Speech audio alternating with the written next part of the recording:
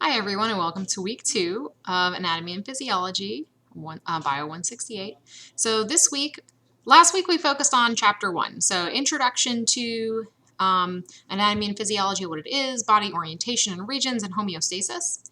We also had a lecture that hopefully you guys have watched about the beginning of chapter 2, which is going to be going into chemistry. So this week we're going to focus a little bit more heavily on chemistry. Most of your assignments will be focused on that. We'll be going over chapter 2, and next week we'll be going over chapter 3. So there are 16 chapters that we have to get through, and we have 16 weeks, so we'll probably roughly do about a chapter a week. So as you go to your Blackboard course, right now I have it set to land on the course entry quiz. Most people, but not all, have finished the course entry quiz, so make sure that you complete the course entry quiz as well as the FERPA release and academic honesty agreement. So you have to complete both of these things in order for your lessons to show up. So if you're having trouble seeing your lessons and you don't see what I'm seeing, it's probably because you haven't finished this. Now, for this FERPA release and academic honesty agreement, you have to agree to the academic honesty agreement to abide by WCTEC's academic honesty policies. If for some reason you don't want me to talk about your grades over email, which is what the FERPA release is for, still complete it, but type, instead of just typing your name in the box, just type, I don't want you to email me, and then email me, like, to discuss my grades over email. Then you should actually email me and we can make a plan for how we can talk about grades. So either way, complete both of these. And then once you complete both of these, you should be able to see things in lessons, right? So here at this point, at this point, you should be able to see week 1 and week 2. And week 3 is actually going to be opening up, or it should be opened up on Monday morning. And once week 3 is open up, this is just in case anyone is ahead and wants to get a little bit of a jump start on week 3. But we're going to be focusing on week 2 here. So click on week 2. Week 2 has a task list and learning objectives. It looks very, very similar to week 1. Hopefully all of your weeks are going to look very similar. You can also look at the learning objectives for week 2. So this is going to be chemistry, and then we're going to start in lab talking a little bit about cell biology. As we keep going through, today this is the weekly video for Monday.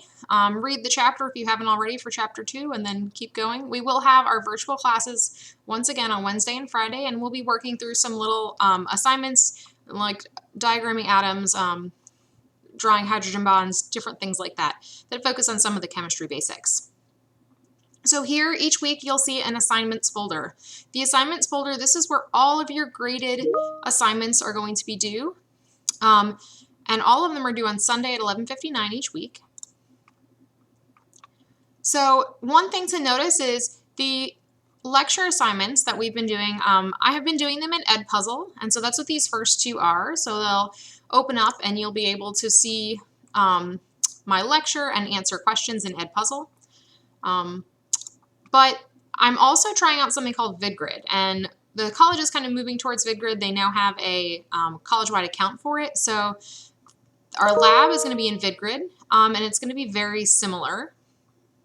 It's going to be a video, and you'll have questions embedded in some comments down here that you can see.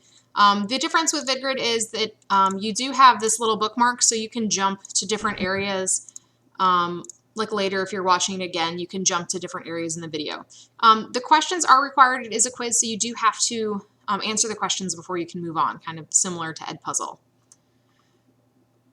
So these, for the VidGrids though, it looks to me that you are able to just skip all the way through if you want to and just answer all the questions at the end. And so because of that, there's not really a way that I can make sure that you watch the whole thing. I'm going to be grading these quizzes for a grade. It's not worth very much. There's still only 1 point, but try to get the correct answer on these. So try to watch the video and get the correct answer so you'll get your full points. So either way, it should be, the experience should be very similar between Edpuzzle and VidGrid. If you have any suggestions, if you like one better than the other, you can email me. I'm still kind of evaluating and doing pros and cons for both. But either way, both of them will have you watching the lecture and answering questions. You will have a Learn Smart for Chapter 2. So if you click the Learn Smart, and I'm going to do a student preview here. Once again, remember for Learn Smarts, hopefully you've seen in Chapter 1 that for the Learn Smart, it's going to bring you to the Smart Book and have you start reading. But before you can actually get any credit for answering the questions, right, you need to go ahead and in the lower left-hand corner, once it loads, there will be a little button called Practice. And so you're going to have to click this, Practice button. So you're going to want to read, and it's going to have some highlighting and everything for you. So important things will be highlighted.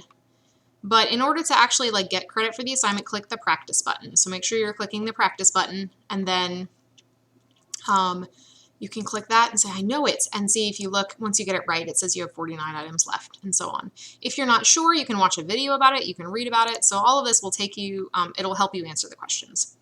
So we started Chapter 2 last week, we're finishing it this week, so your Learn Smart for Chapter 2 is going to be due this week. So as I said before, you can access all of the assignments through here. You'll have a virtual lab on tonicity and red blood cells. We're going to have our assignment number 2 is called the Biological Macromolecules Concept Map.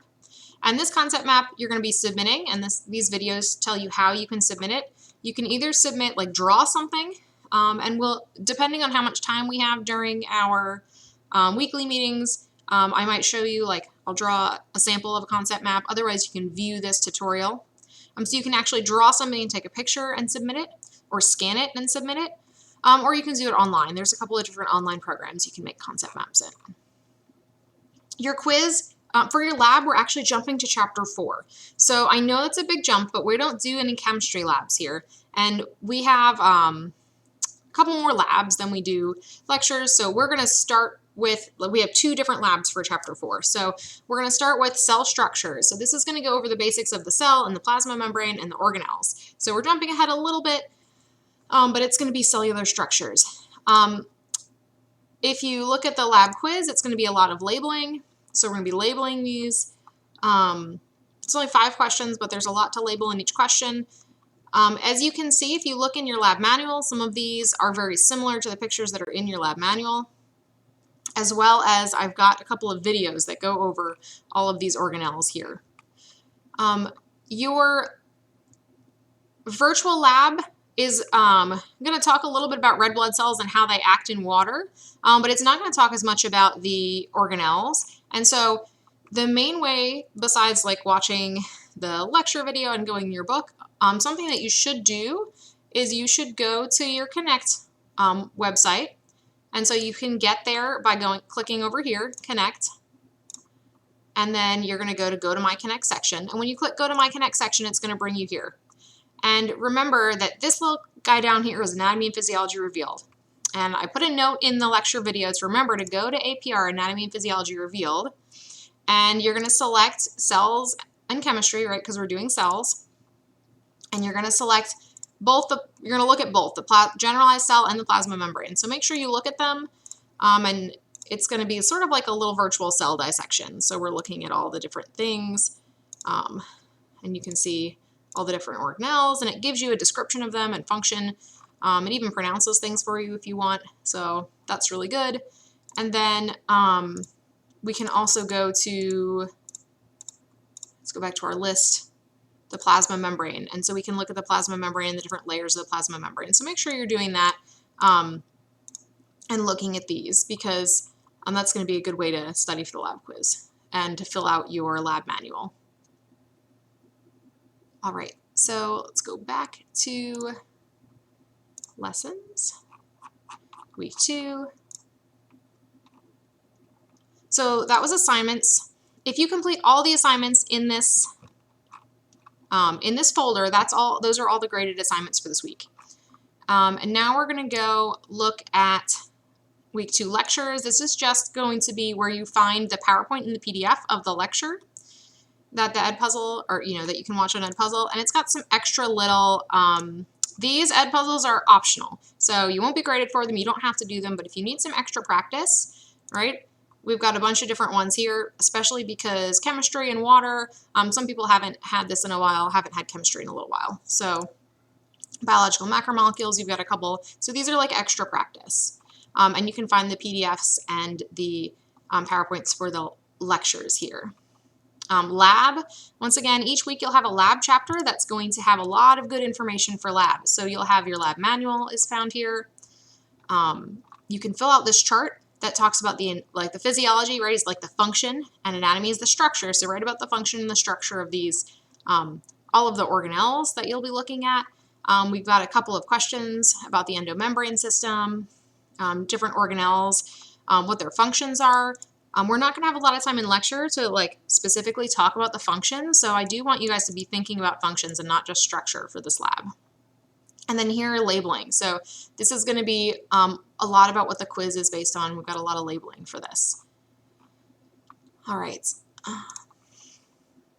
Don't forget to use APR, the virtual dissection tool. I've got another little Edpuzzle for animal cells, a crash course video. You can find the lab PDF and the lab PowerPoint here. This cell mitosis playlist, I've got a couple of the actual lab specimens.